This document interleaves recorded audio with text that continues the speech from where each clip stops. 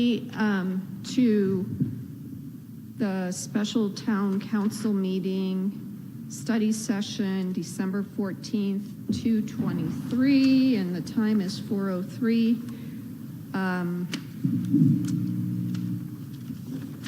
Can we get a roll call, please? Councilmember Leyva. Here. Councilmember Greer. Here. Councilmember Dickinson. Here. Councilmember Hepperly. Here. Councilmember Schumacher. Vice Mayor Hunt. Here. Mayor Palguda. We have a quorum. Thank you. So, Discussion items 2A, Vision 2024 consideration possible action. Councilmember We Schumacher. have Skylar Barton. Vice Mayor Hunt. here. Skylar Mayor is Palguda. our fairly new assistant We have a to the quorum. town manager. We're glad Thank to you. have Skylar. So, Vice Mayor Council. Discussion we items are 2A, excited Vision to present to you 2024 our consideration second possible iteration. action. Councilmember Schumacher. We have Skylar Barton. Vice Mayor Hunt. here. Skylar Mayor is Palguda. our fairly new assistant We have a to the quorum. town manager. We're glad Thank to you. have Skylar. So, Build this plan. Vice Mayor Council. Discussion items we are 2A, excited Vision to 2024 present to you in consideration August, second possible iteration. action. Council met to discuss strategic priorities and objectives and key focus areas for the town. In October of 2021, the council developed that plan and adopted and approved Prescott Valley's first strategic plan. And that strategic plan has served as a foundation and a stepping stone to building and developing this second iteration, Vision 2024. So this is Vision 2024, and this is our strategic plan. Prescott Valley's first. The development for this plan started off with staff has served as a foundation, and then we had our stepping stone to building and developing this on October second iteration, Vision 2024. And then the plan went back to. So this is Vision 2024.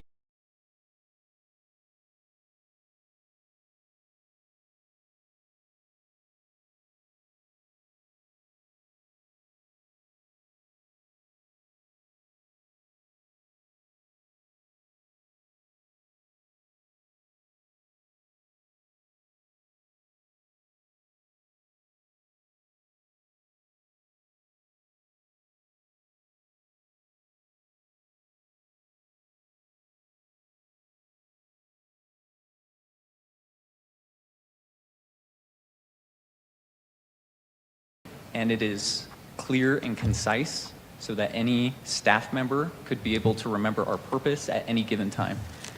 If you look at the bottom of the page, you'll see our values, and they are sequential in order if you read left from right. So it starts with service, and it is look back at our mission statement. That's what it's all about. So that any staff member that's why we're able to remember our purpose at any given time. Public servants. If you look at the bottom of the page, you'll see our values, transparent, and they are sequential in order. If you read left doing what we do right, with respect. So it starts with service, and it is look back at our mission statement. That's what it's all about. So that any staff member that's why be able to remember our purpose at any given time. Public servants. If you look at the bottom of the page, you'll see our values, and they are sequential in order. If you read left doing what we do with respect. So it starts with service, and it is look back at our mission statement. That's what it's all about. So that any staff member that's why be able to remember our purpose at any given time. If you look at the bottom of the page, you'll see our values, and they are sequential in order. If you read left doing what we do, so it starts with service, and it is look back at your mission statement. That's what it's all about. So that any staff member that's why be able to remember our purpose at any given time. If you look at the bottom of the page, you'll see our values, and they are sequential in order. If you read left doing what we do, so it starts with service, and it is look back at your mission statement. So that any staff member that's why be able to remember our purpose at any given time. If you look at the bottom of the page, you'll see our values, and they are sequential in order. If you read left doing what we do, so it starts with service, and it is look at your cycle so that any staff member that's will be able to hear a purpose at any given time. If you look at the bottom of the page, you'll see our cultural values, and they are sequential in order.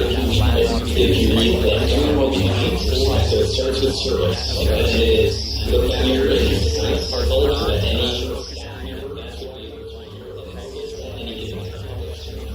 If you look at the bottom of the page, you'll see our cultural values, and they are sequential in order. If you read them, doing what we do, so it starts with service, and it is look at your cycle so that any housing, citizen satisfaction, and public safety. And our last focus area is prosperous community. It is creating an environment where our residents can thrive for a lifetime via job opportunities through a diversified and growing economy. It has three priority areas: industry diversification, business attraction and expansion, and financial sustainability. So again, we feel like this plan is comprehensive. It reflects council priorities, and we are proud of what has come out of our strategic planning sessions. The next steps for this plan is we have assigned leads and co-leads to each objective, and they will see through, they'll develop committees, and we will have reoccurring meetings to make sure that these objectives are on track and that we are ensuring they are completed. So with that, I will take any questions. The next steps for this Skylar, can you go back to the page with the banner, the banners? each objective, and they will see through. So I told Gilbert this, but I want to tell you too, because I know you're the author of this page. But this page is a perfect snapshot of Prescott Valley, and so I appreciate your work on this. Thank you. Other comments, council? Can you go back to the page with the banner, the banners? Job well done. Yeah. So I told Gilbert this, but Nope. I want to tell you too. Okay, because then. I know Thank you you're the very author of much. this page. But So this we are page going is to a move perfect on snapshot of to Prescott Valley, and so I appreciate your work on this. Thank you. Other comments, council? 2B, Master Drainage Plans, Phases 1 and 2, discussion Job well only. done. Ms. Reuter. Good evening, Vice Mayor, council members. We are very excited. West Consultant Group and town staff have worked tirelessly to get Phase 1 completed for the update to the master drainage study. And so this evening, what we'd like to discuss with you is what it took to get through Phase 1, what were the results of the Phase 1, and how we move forward into Phase 2 of this update to the master drainage plan. And with me tonight, I have Michael Gerlach with West Consultants, who has done a majority of the work. So Michael, so this evening, what we'd like to discuss with you is Welcome, sir. what it took to get through Phase 1. Thank you. What were the results Thank of you, the Phase 1? Vice Mayor and Council. I appreciate the opportunity to be here today to talk about our progress and status, the results of Phase 1, and how we're going to move forward. West Consultants. Some of this information you've seen before, so I'll try to keep it high level in that area and move through quickly just to make sure you have the context of some of the more recent work that we've been doing. So I have a basic agenda here for the information. We're going to talk about the baseline data that we used in the study, how we identified problem areas, and assessed a ranking, how we've approached formulating alternatives to those problem areas, and then lastly, what our Phase 2 goals will be. Talk about the baseline data that we used. So first, and I'm going to go through this quickly, as an engineer, I'm focused on numbers, so apologize for that in advance, but the numbers are important for you to understand what's going on. So the study area that we looked at is approximately 160 square miles. So first, in size, and we broke it up into two different levels of detail, which was appropriate for the community at large. We have a detailed area, which encompasses the corporate limits, and then that area was approached using a very high-level modeling technique, which is considered basically at this point in time the state-of-the-art of engineering. And then for the outlying areas, which are mostly undeveloped, we used a lower detailed level of information. And then we collected a great deal of information, elevation information, the types of land use that occur, what soils are present, how much rainfall occurs, and other information like that. We used the most recent detailed topographic mapping that's available. It's provided by the USGS, and we received some of that directly from the town, the USGS, and the county. So we appreciate the support from the county and other information. We used existing published data to understand the types of soil conditions that are present in the watershed and how that affects runoff. Provided by the USGS. And we put a large effort into categorizing the land use that's present in the watershed. This is an essential component to our modeling, and we have a highly detailed land use coverage of the corporate limits. It includes all the standard land use categories that are provided for in your general plan, and it also accounts for the presence of more than 20,000 building footprints that occur within the community. So a tremendous amount of detail. And by the way, your staff helped us prepare some of that information. Essential to water moving through the watershed is the presence of hydraulic structures and how you account for that in the modeling. So we have looked at more than 400 culverts that control the direction of water through the watershed, and we've collected data that's needed in order to evaluate how that operates. With all that, we've developed runoff for the watershed, so we've quantified in great detail the magnitudes of runoff, and we've collected both in terms of the peak discharge and the runoff volume for the entire watershed, but more explicitly for the corporate limits. And you can see an example of those results here, where we can provide town staff peak discharge and runoff volumes anywhere in the watershed to a high degree of detail. This is more information, by the way, than the town has ever had at their disposal, and we've already been able to put that to work in supporting ongoing development projects. Peak discharge and runoff volumes. The results, there's varied results. So these are just snapshots of what that looks like. So we also can compute velocity anywhere in the watershed, which is important for understanding the types of protection that you may need from runoff magnitudes that you see from the design events. Varied results. So these are just snapshots. Here's another example of the peak discharge results that you can see from our modeling, which is important for understanding. I'm sure this is a video. We'll see if this works. I'm going to click the button and hope that it works. It does. Look at this. So this is just to give you a sense of how it operates. The water will fall over rainfall will fall over the watershed.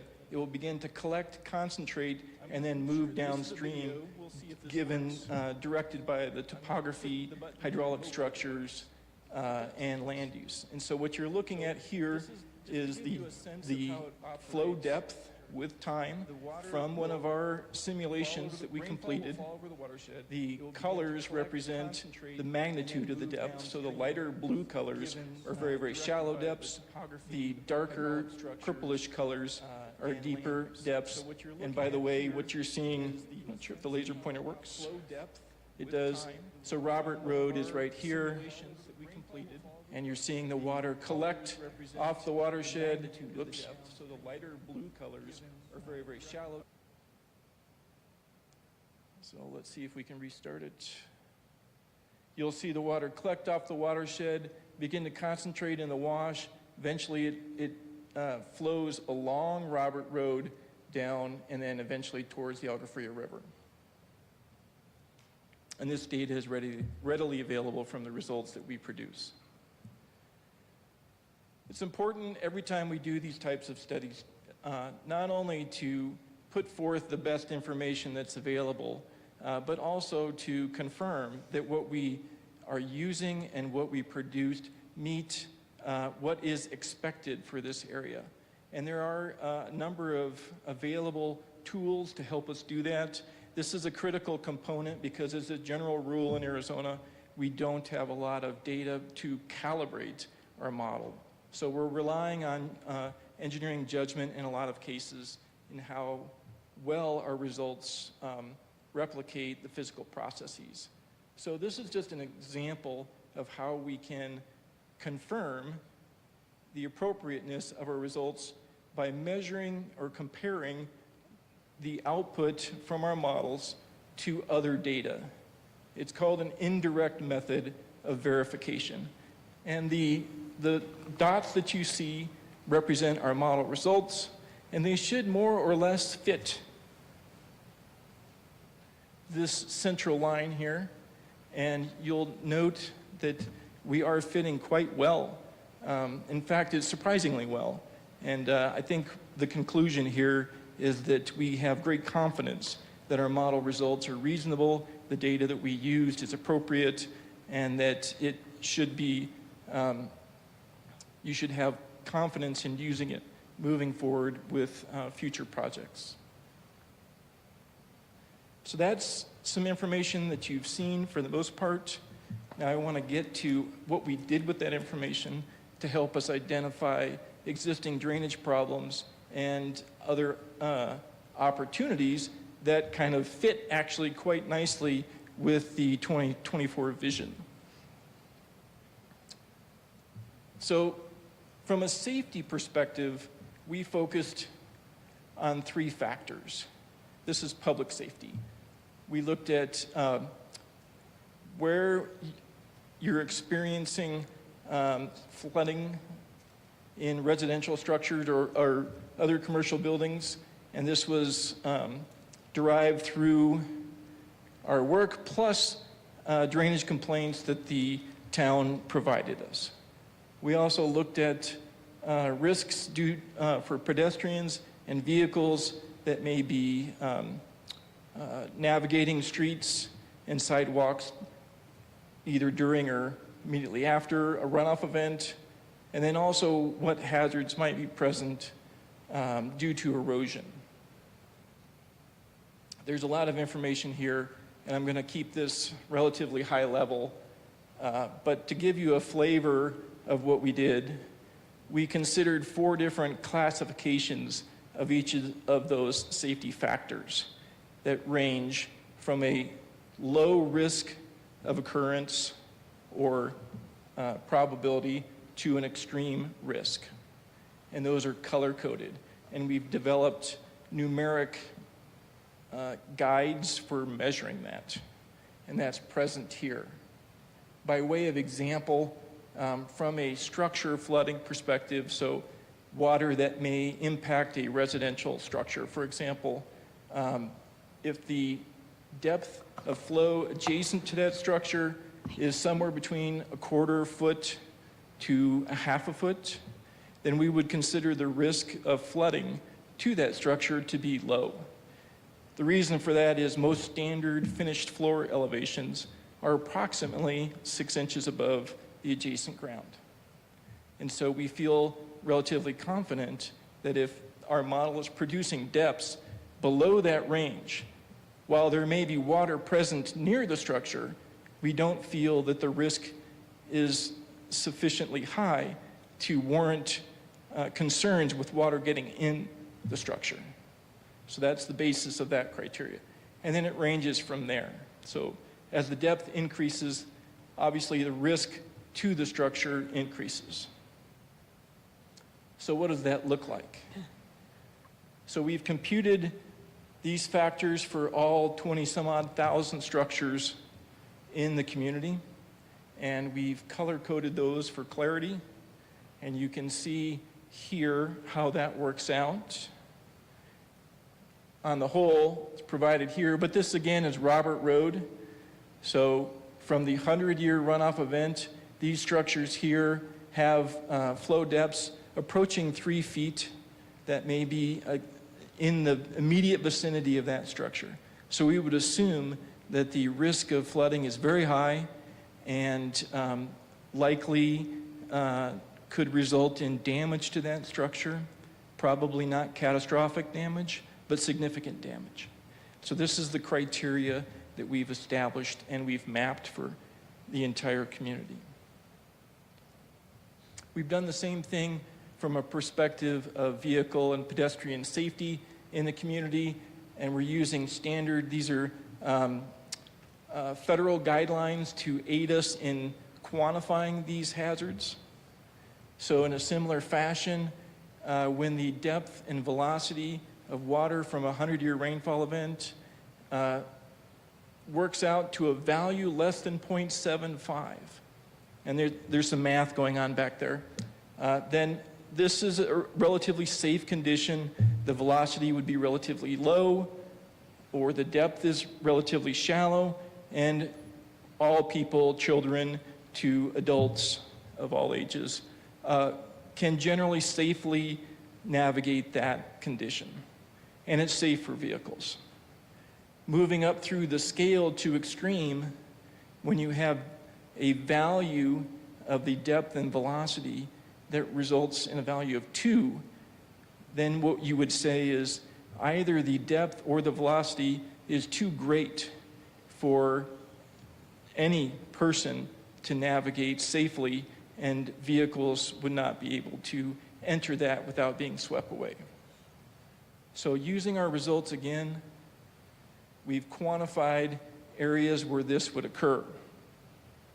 So you'll see in the overall image a lot of red.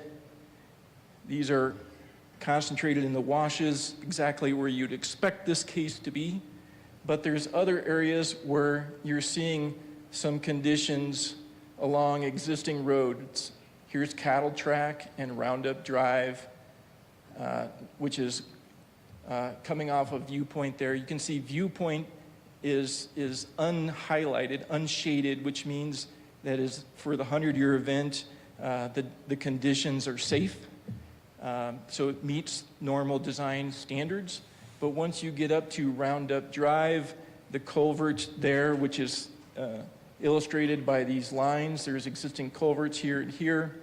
The capacity is insufficient to convey the flow without overtopping the road and presenting a hazard for pedestrians and vehicles. And then finally, we looked at the erosion that could occur during an event. This is a little bit more subjective. We did use some published standards for this, but this is more of a rule of thumb approach for coming up with these criteria.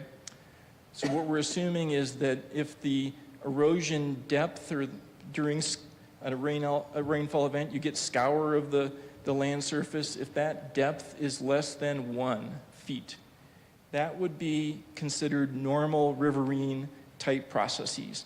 Rivers are aggrading and degrading all the time. That's natural processes.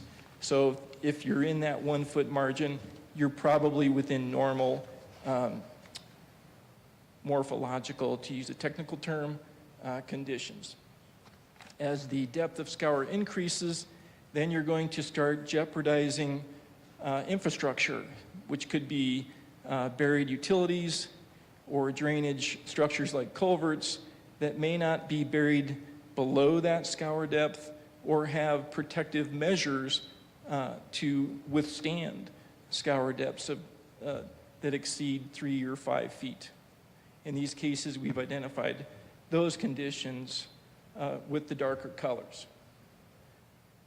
So again, looking at the watershed as a whole, you can see, unsurprisingly, that the major washes are exhibiting the greater scour depths. This would be expected. Elsewhere within the watershed, the velocities and the depths that drive scour are not as concentrated, and so the scour depths are less. Once you get into the Agua Fria River, where the water is moving very quickly, very concentrated, And so this location here is Bradshaw Mountain Road, which is, the actual location is being hidden in the overall map. But you can see the scour depths along the Agua Fria River in this location are quite deep, which we would expect, and therefore there could be some areas to monitor, particularly for the bridge or other infrastructure like that, due to those kinds of scour depths.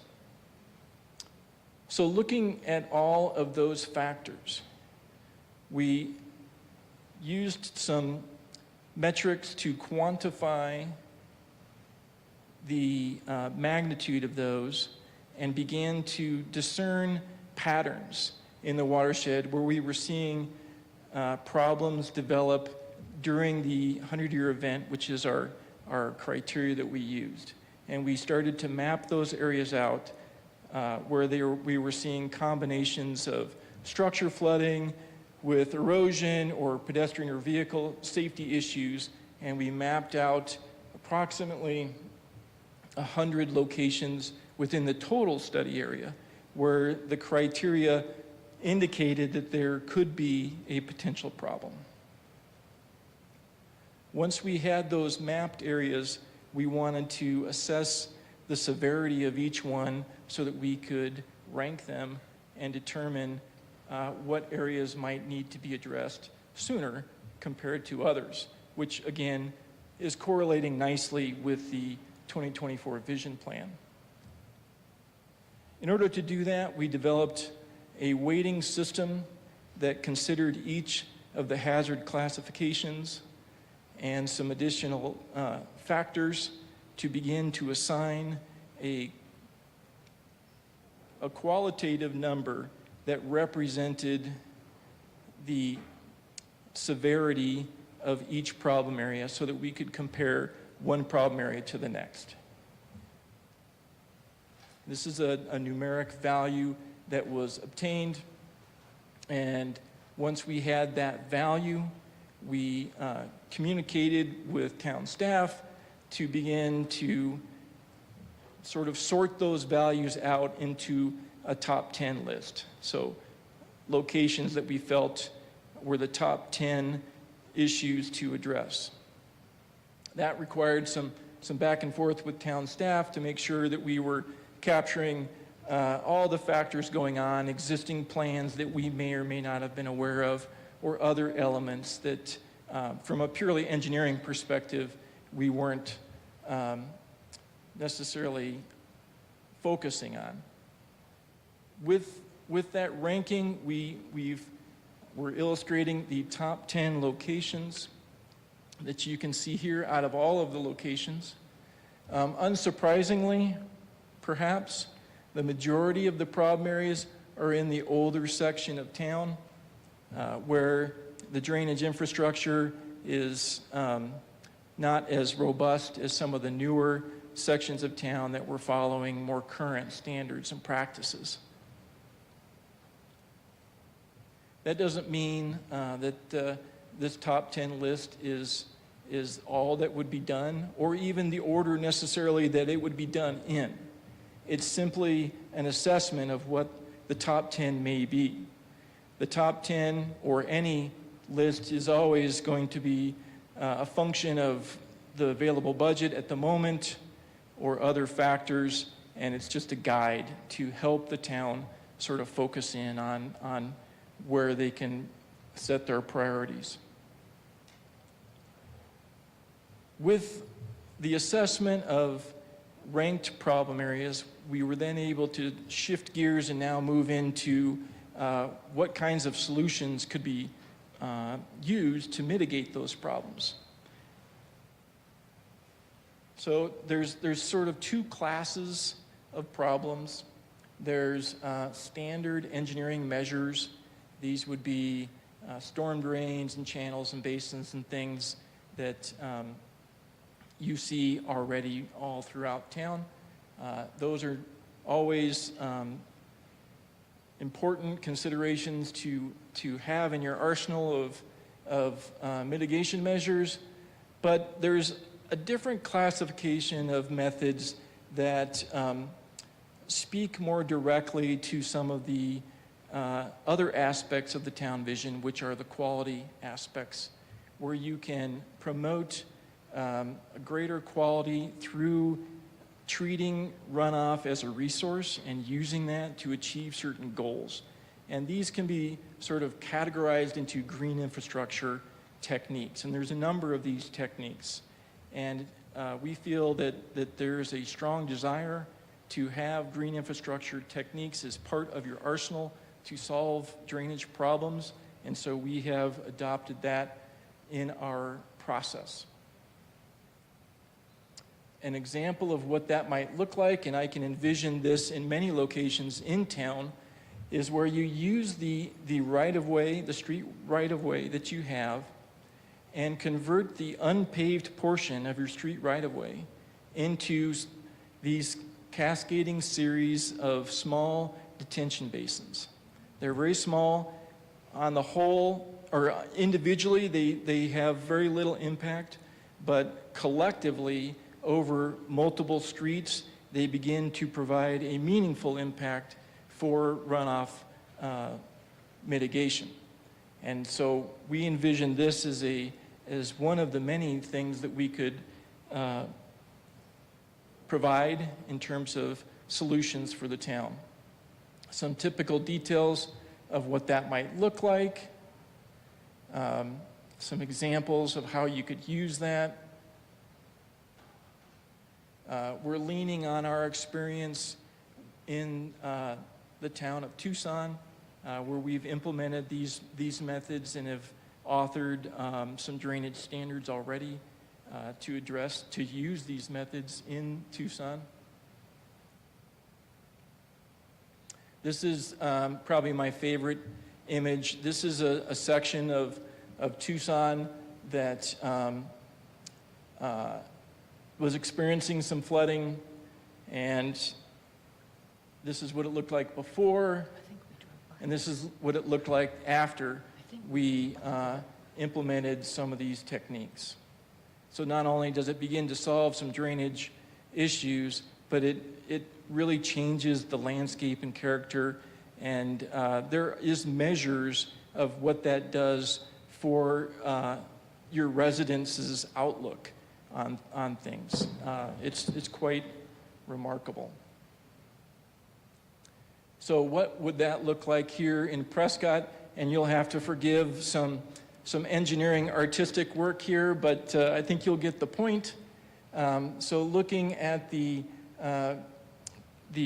right-of-way corridor, which as a general rule is considered from the pavement on these individual driveways, so the right-of-ways from here to here, you can begin to install in this open area, which is often occupied by a series of small roadside ditches, which are highly varied as you move through and inconsistent in their capacity, and you could turn it into a much more unified, managed, and attractive feature that also solves drainage problems.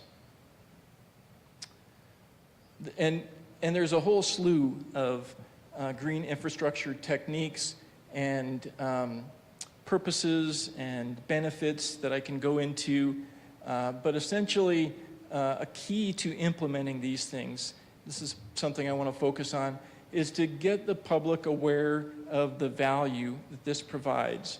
And we can do this through demonstration projects, and we've been working with town staff to identify potential demonstration projects that can get the community excited about this technique and educate them on that to help everyone get on board. And there's a lot of science behind this too. It's not just something that somebody has concocted as a good idea. There's actual known science behind the benefits of doing these techniques. And in addition to the green infrastructure techniques that we have implemented in the past, there's some new technology out there It's a device. It's called an EGRP. It's essentially I'll liken it to a giant straw that works in reverse. So it takes water that is collecting on the surface and it helps infiltrate it into the ground and spread it out more quickly than the soil would do on its own. And this is an enhancement to the infiltration that can also support recharge. And we've in fact implemented this in other areas. And so this is just an illustration that not only does the technology exist, we know how to use it and have used it successfully. You can incorporate these in the green infrastructure basins. So I showed this very quickly. I showed this detail previously. What you would do is you'd install these devices. The depths would be set to penetrate into the soil to the depth needed to get water into the ground. And so you combine these features to begin to really enhance the functionality. There are some other techniques which could be considered in certain situations. This would be permeable pavement. There's a number of techniques that are done. We have some familiarity with permeable pavers, and there is a good application for those in certain locations. It's not applicable everywhere, but it's definitely one of the tools that we would consider in our arsenal. And again, with the EGRP devices, those straws, they can also work in conjunction with these components. So how might that work in some of the areas that we've identified as a problem area within your community? So this is, again, Roger Road right here. So the yellow boundary is the unique watershed that is contributing runoff to this particular area. And what I've highlighted is a zone right here. And what I can envision is you would install these roadside basins along these roadways here. They would collect runoff. They would infiltrate as much of that runoff as they could achieve. And then you could install a storm drain to handle the rest of the water that isn't captured by these basins. And that will, so your underground infrastructure, which is the costly part, will not need to be as large as it would otherwise. So it's a cost savings measure, and the basins would be an enhancement as well as a functional component of the system. Continuing down the watershed, now that you've alleviated some of the runoff from the upper portion, the storm drain can begin to work as it's intended. And then along the way, there are smaller, currently town-owned parcels that could be used for small detention basins that could double as a recharge basin. So you're getting multiple goals out of these types of alternatives. Continuing along the way, there's another opportunity for a detention basin or a recharge facility.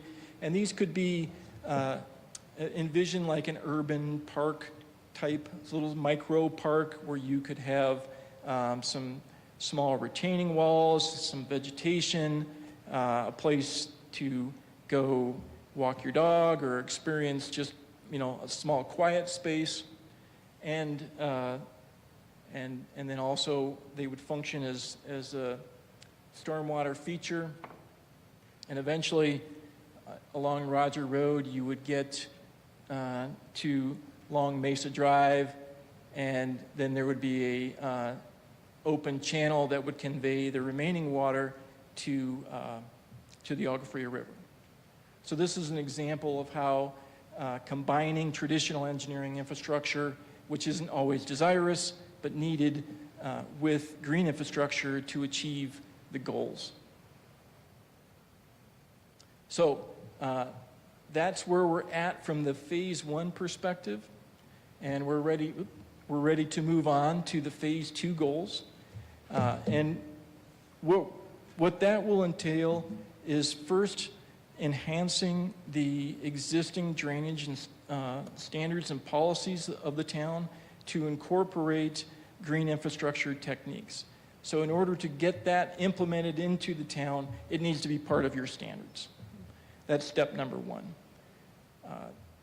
So we would begin to work on that. We would look at enhancing all of the drainage standards to bring them up to date, to be current with the state of the technology, and then include green infrastructure tools and techniques and provide guides on how to implement those properly in the watershed.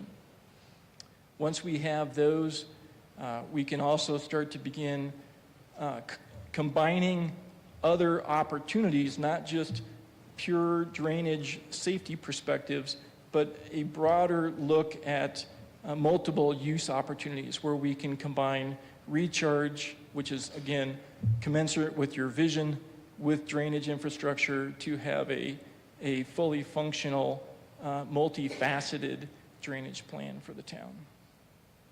And this will potentially include implementation of pilot studies or demonstration projects to illustrate the benefits to your community.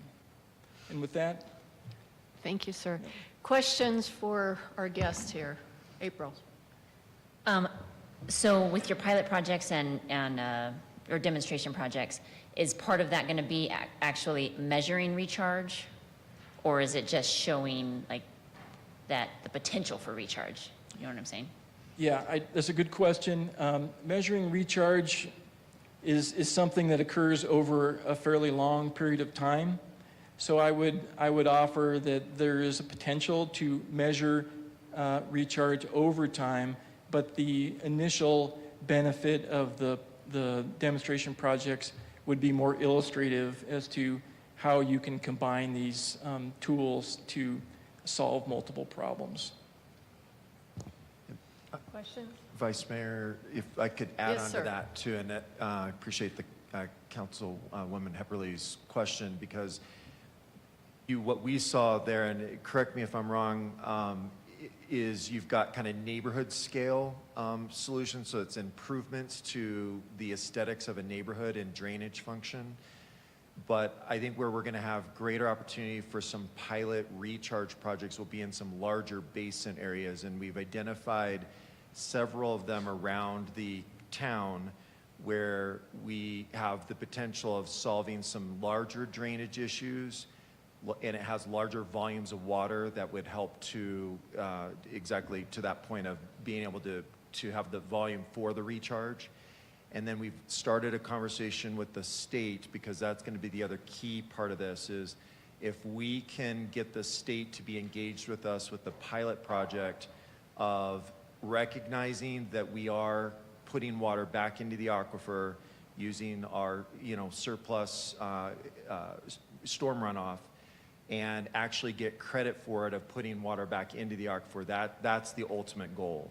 So I think there's going to be neighborhood scale projects that are going to make huge improvements over time and throughout our community, but there's also going to be some key areas where I think we can have some exciting recharge projects that could really be a signature thing working with the state. We'll have to bring many different partners to the table on it. There's a lot of questions of downstream water rights that we'll have to work through. But I think all of those are things that I think we can unravel and begin to kind of create a game plan on. Questions? Well, a quick comment. Is there a possibility with this green infrastructure mitigation project that the community could get involved?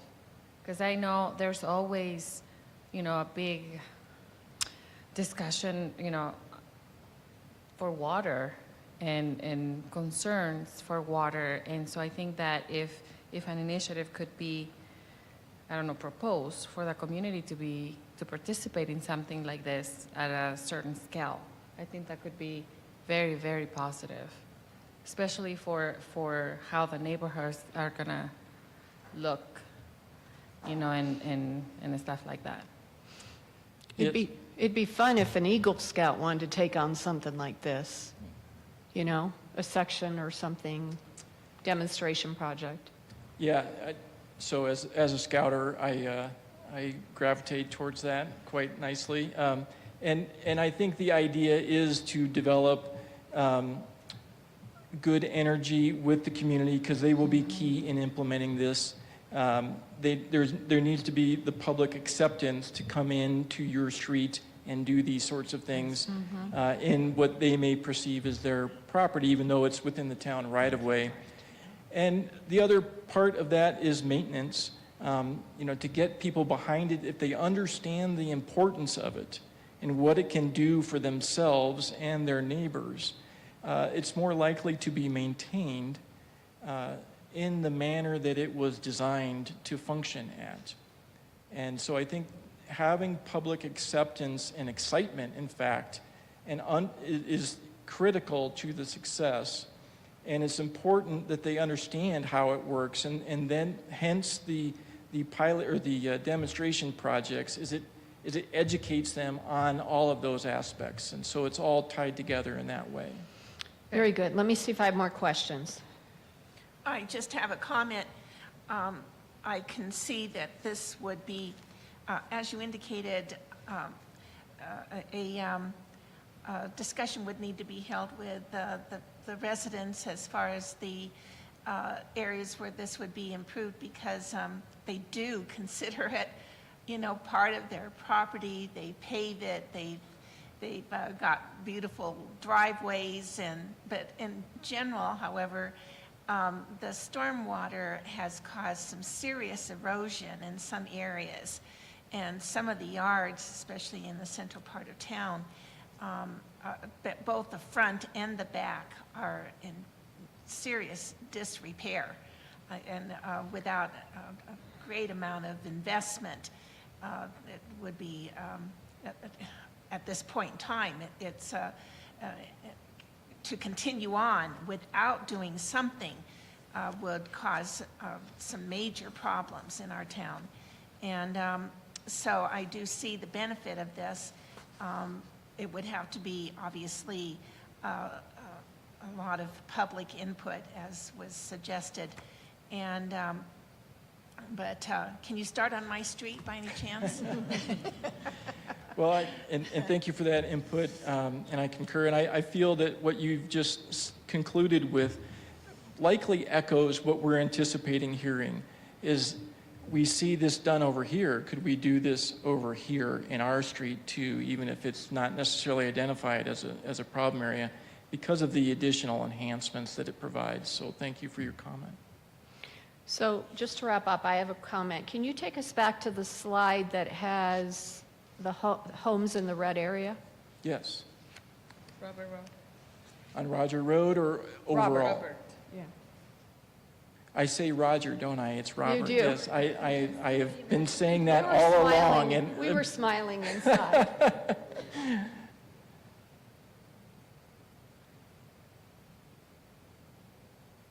Almost. There we go. So this is probably reflected on the FEMA maps as well in their extreme or high area, correct?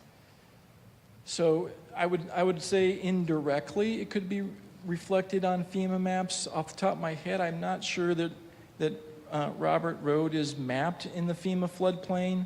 FEMA floodplains that are in the community, if I remember correctly, are Lakeshore, Luce, and there's one other.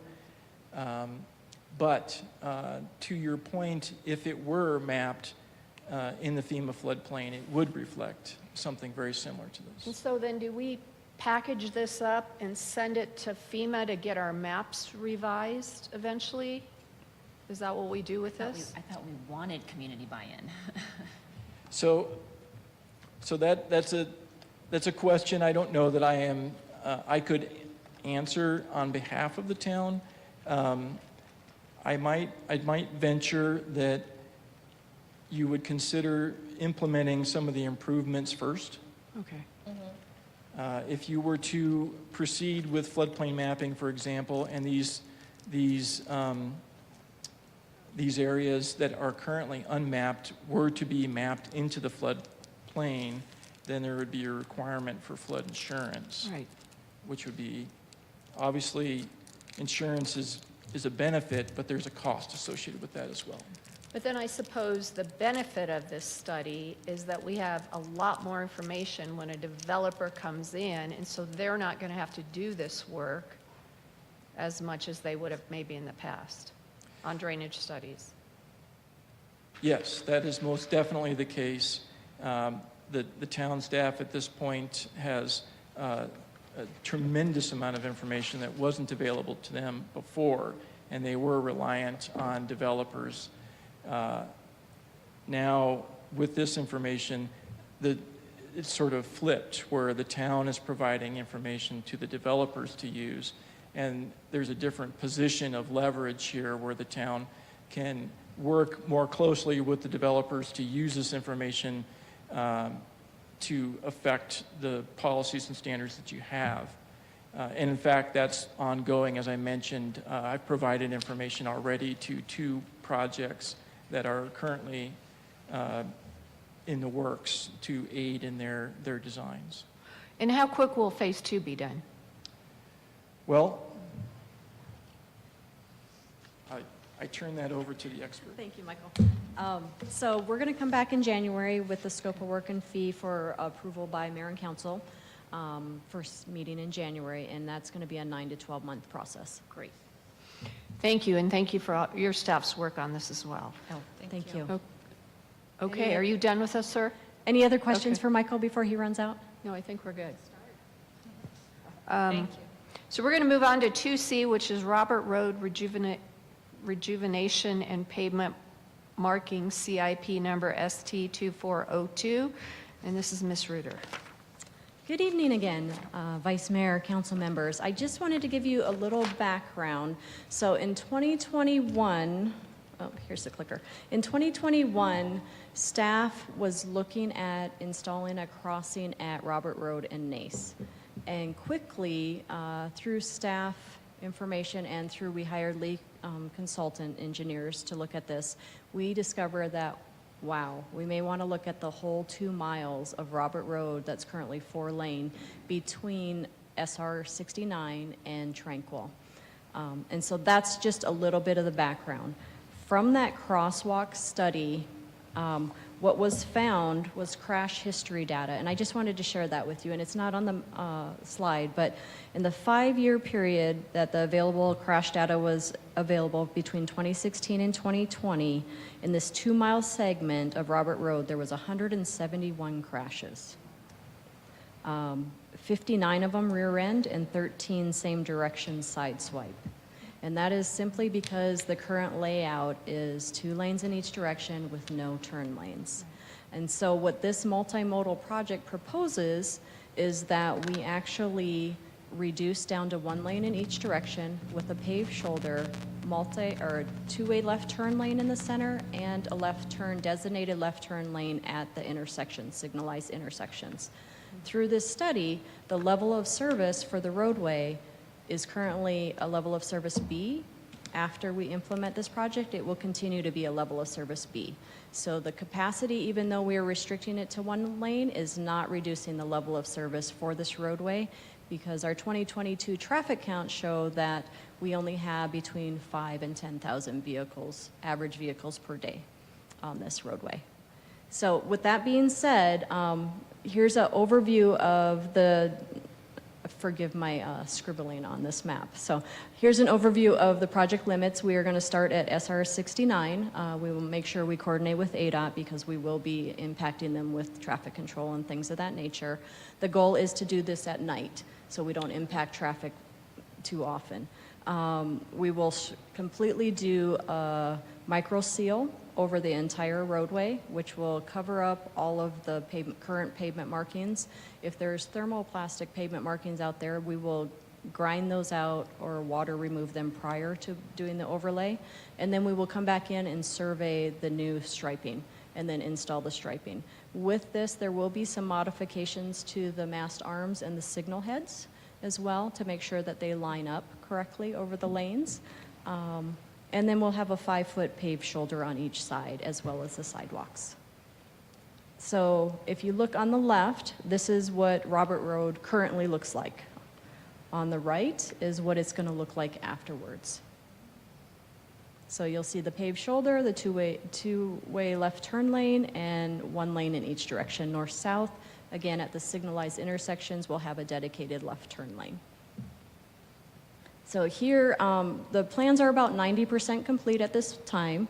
The engineering team is looking over those, reviewing them, and making sure we haven't missed anything before we put this project out to bid in the spring. And we'll hopefully have it completed no later than June 30th of this next year.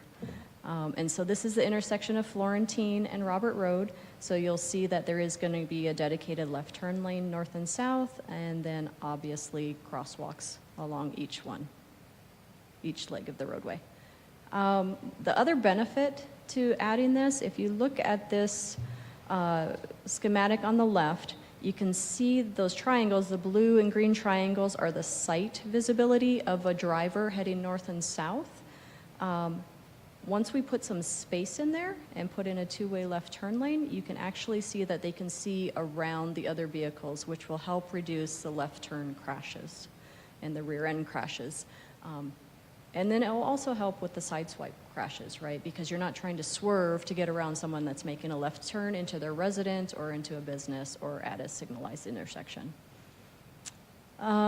Here's the intersection of Laos and Robert. And so again, here you'll just see how much better the sight visibility is for your turning movement to help reduce accidents at these intersections. And I guess that is my last slide. So if you have any questions, I'm more than happy to answer them for you. Questions, council? Will the turning lights have arrows? We are projecting right now that we do want a permissible left turn. So that means that there will be a protected permissible left turn. So you would have an arrow first, and then it would go to a green or a yellow after that. So then you would have to stop. But we are looking at permissible left turns to move traffic through as quickly as possible. Okay. Questions? So I know we're going to get this question. You may not know the answer yet, but after you slurry, you're going to do a speed study, or do you not need to do a speed study and it'll stay the same? The speed right now will stay the same. We actually have done a speed study on numerous roadways, and those are all currently being reviewed by the engineering team right now. So we will be bringing those recommendations back to you after the first of the year. Got it. Thank you. Thank you. So we appreciate you tonight. Thank you. Thank you. And that concludes our study session.